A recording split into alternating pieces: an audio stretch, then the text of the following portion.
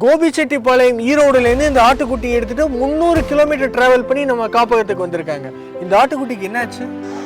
நாங்கள் பாட்டி வீட்டுக்கு போயிட்டு வரும்போது ஏதோ ஆட்டுக்குட்டி கத்துற சவுண்டு கேட்டுச்சு. அதுங்காட்டி நாங்கள் போய் பார்க்கும்போது இந்த ஆட்டுக்குட்டி பிறந்த போதே ஊனமாக பிறந்தங்காட்டி யாரோ தூக்கி வீசிட்டு போயிட்டாங்க. அதுங்காட்டி நாங்கள் பார்த்தங்காட்டி நாங்கள் அதை வீட்டுக்கு கூட்டிகிட்டு வந்தோம்.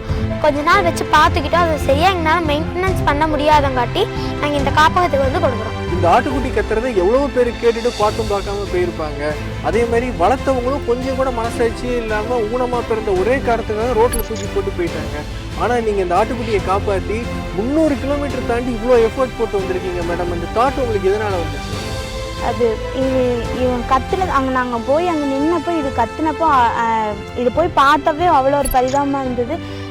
இந்த சூழ்நிலையை விட்டுட்டு போக எங்களுக்கு மனசு இல்லை. அதை பார்க்கவே ரொம்ப கஷ்டமாக இருந்தது. அதனால் நாங்கள் எடுத்துகிட்டு வந்து வளர்த்திக்கலான்னு எடுத்துகிட்டு வந்தோம். ஆனால் என்னால் அங்கே இது பண்ண முடியல. ஆனால் எவ்வளோ காசு செலவுனாலும் பரவாயில்ல, நாம் கொண்டு போய் அங்கே ஏதோ ஒரு பக்கம் இந்த உயிர் வாழ வைக்கணும்னு தோணுச்சு. இது இன்னும் வாழணும் அப்படிங்கிற மாதிரி எனக்கு தோணுச்சு. அதனால் நான் எடுத்துகிட்டு வந்தேன். Super madam. நீங்கள் யோசிக்கிற மாதிரி உலகத்தில் எல்லாருமே யோசிச்சாங்கன்னா ரொம்பவே நல்லாயிருக்கும். உலகம் இன்னும் ஒரு நல்ல ஒரு இடமா இருக்கும்.